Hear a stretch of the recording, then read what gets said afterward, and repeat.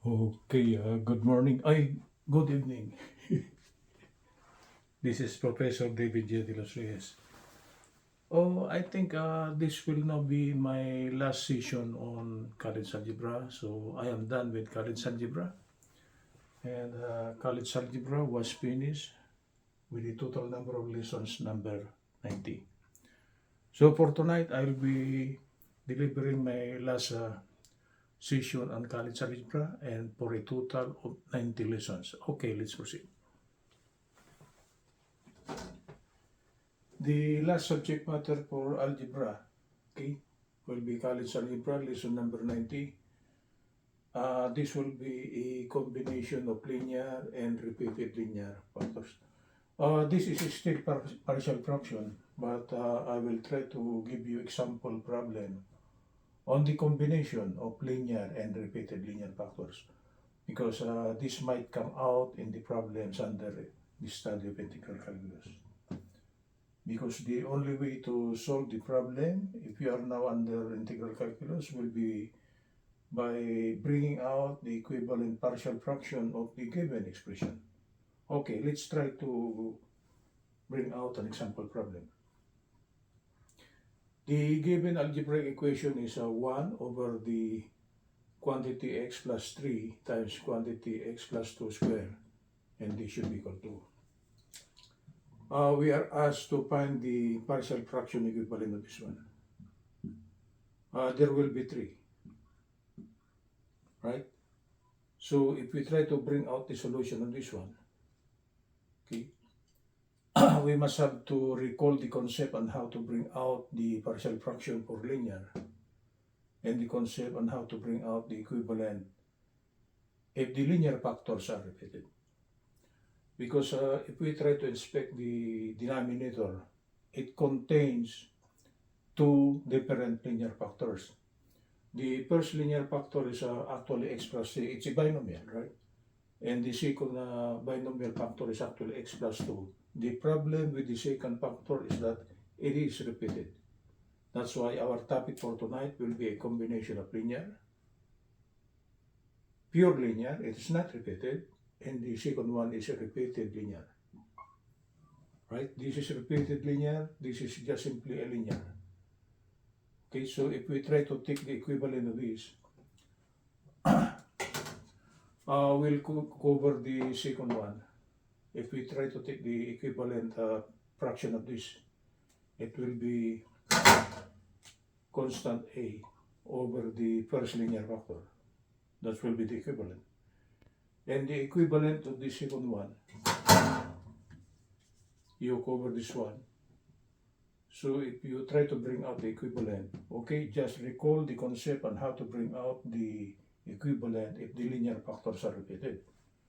And it should be something like this. It will be another constant b all over the repeated linear factor, okay, plus c, okay, all over the repeated linear factor. This is the first one is actually with the power 1, and the second one will be with the power 2. And we stop by this. We stop already. No more fraction. Because the highest power of the power of the repeated factor is actually 2, so we stop at 2. Right? So this one here is the equivalent factor of the repeated linear. And this one here is the equivalent of the linear factor x plus 3. So this is the this is the pure linear, and this is the equivalent of the repeated linear factors. Okay, so there will be 3. Okay, let's try to bring out the solution. Rewriting the left hand side, and this should be equal to a over x plus 3 plus b over x plus 2 plus c all over x plus 2 squared. This is to the power 1, this is to the power 2, because this is with the highest power 2. Then to simplify the right hand side, there is a problem on the right hand side. The denominator, the individual denominators are actually different, so to combine it, okay, we must have to multiply the right hand side by the factor x plus 3 times quantity x plus 2 square all over itself. Well, we will try to distribute this one on the numerator, and we don't touch the one on the denominator. Okay, so what will come out? If we multiply a over x plus 3 multiplied by this, x plus 3 will be removed, right? This one. So what remains as a multiplier of a will be the quantity x plus 2 quantity square. So this is multiplied by x plus 2 quantity square. And the value b over x plus 2 multiplied by this, 1x plus 2 cancel with this because this is square. So 1 will remain. So the multiplier of b now will be a 2 binomial. It will be the first factor x plus 3, and 1 remains here. So this is multiplied by x plus 2. Plus the value c. If we try to multiply c over x plus 2 quantity square multiplied by this x plus 2 quantity square will disappear, right? It will cancel with this. So what remains as a multiplier of c will just be simply x plus 3. So this is c multiplied by x plus 3. Okay? All over, the common denominator now will be, because we combined them already as 1, because the denominator now will be common. And the common denominator is actually x plus 3 times the quantity x plus 2 quantity square. So rewriting this one, it is this. The left hand side will be this. The operation is multiplication. So actually we can cancel x plus 3 and we can cancel x plus 2 quantity square. Okay? So what will remain? What will remain? No more denominator, right? Because they cancel out already. So 1 should be equal to, it will be this, a times x plus 2 square plus b multiplied by x plus 3 times x plus 2 plus c multiplied by x plus 3. Okay, let's continue with it in the middle part. So I rewrite this one over here. Okay, there are 3 unknowns, a, b, and c. The shortest solution of this and the smartest solution will be to assume a value of x to eliminate the other 2, and you could compute for one variable, one of the unknowns. So when x is equal to negative 2, obviously when this is negative 2, the multiplier of a will be 0. So actually when x is negative 2, this will be 0. This will become 0. Okay, this part here will be 0 also. When x is negative 2, this will become 1, this 1. But this part here will become 0. Okay, it will be multiplied by capital letter B plus c. And when x is equal to negative 2, this will become negative 2 plus 3 will be positive 1. So, okay, so when x is equal to negative 2, we eliminated this portion here. We eliminated this portion. They are both 0. And 1 now will be equal to c, or c is equal to 1. Oh, that's the importance of it. That's why I rewrite the resulting expression over here so we could visualize. What's next? When x is equal to negative 3. When x is equal to negative 3, this will become negative 3 plus 3. This will become 0, right? And so with this. So 1 now will be equal to, when x is equal to negative 3, this will become negative 3 plus 2, that will be negative 1 square plus b. Okay? But when x is equal to negative 3, this will become 0. So this is 0. This portion here, it will be negative 1. Plus c. When x is equal to negative 3, this will become negative 3 plus 3, it will be 0. So actually, when x is equal to negative 3, we eliminated b, and we eliminated c, and we could compute for a. So 1 now will be equal to a. Negative 1 square is 1. This is plus 0 now, plus 0, because 0 times b will be 0. C times 0 will be 0, or this will become. Or a now will be equal to 1. Okay? To simplify calculation of the value, the only remaining unknown is value b. So the smartest solution will be when x is equal to 0, we put x equal to 0 back here, and so with the computed value of c and a, we could compute for b. So going back to this equation here, 1 now will be equal to a. What is a? A is 1. And when x is 0, this will become 0 plus 2. It will become 2 squared. Plus the unknown value b. And when x is 0, 0 plus 3 will be 3. Okay? 0 plus 2 will be 2. Okay? Plus, what is the value of c? C is actually 1. And when x is 0, this will become 0 plus 3. So this is times 3. So when x is 0 and c equal to 1 and a is equal to 1, the only unknown will not be b. So 1 now will be equal to 2 squared is 4. 3 times 2 will be 6b. The coefficient of the unknown b will be 6. 1 times 3 will be 3. 6b now will be equal to 1. 4 plus 3, 7. We put it on the left and then we err. So this is 1 minus 7.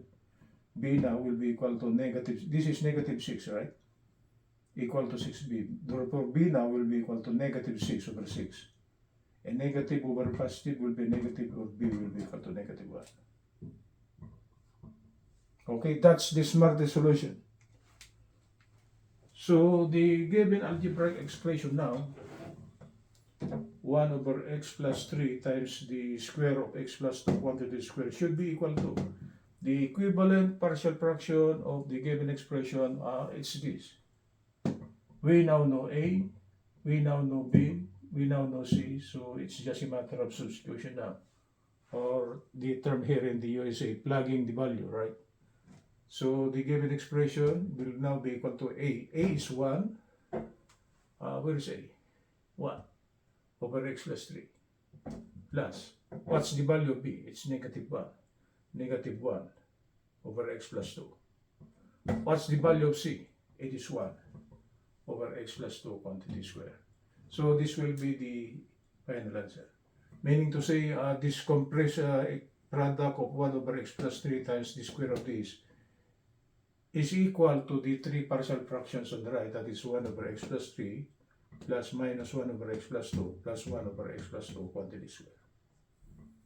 This is the equivalent partial fraction. What will be the importance of this one? Okay, I will try to show you the importance of this. Supposing you are now on the study of integral calculus and your professor put an integral sign here and he put a dx over here. And he is asking what will be the integral of this one. If you try to compute the integral of this one, this is a complicated problem already. You might solve it by using other means, but it will be a complicated one. And the smartest solution should be the so-called solution by using partial fraction. You try to segregate this one into 3 partial fractions, okay? So if your professor is asking for the integral, you put the integral, you put a dx here, you put the integral, you put a minus dx here, you put the integral, you put a dx over here. To integrate the right hand side, it is much more simpler than the left hand side. For sure, it's much more simpler. Because this will become, this is how integral calculus, right? We are still on algebra, but I am giving you a preview on the importance of this one. So the integral of dx over the given expression, since this one here is the equivalent partial fraction as per our solution, this should be the integral of dx over x plus 3. This is now minus. I'll bring out this minus. A plus and a minus is minus. The integral of dx over x plus 2 plus the integral of dx over x plus 2 quantity square. The first one is under natural logarithm. The second one is under natural logarithm. The third one, it falls under the power formula. If you try to verify, the value of u is the one at the bottom, right? du is x plus 3 for the first one. Du will be dx because the derivative of 3 with respect to x is 0. So du will just be simply x. It is exact. It falls under the integral of du over u. And so with the second one, u will be x plus 2, the 1 on the denominator. Du will be dx. It is exact. For the third one, okay, u will be x plus 2, du is dx. but we must have to rewrite this one. We must have to bring out this one up. So if we try to bring it up, okay, laws of exponent. You change location from denominator to numerator. This is plus, so when it goes up, it will now be minus, right? So it will become x plus 2 raised to minus 2 times x. And this falls under the power formula, where the value of u is actually x plus 2, and the value of du is this. It is exact. Okay?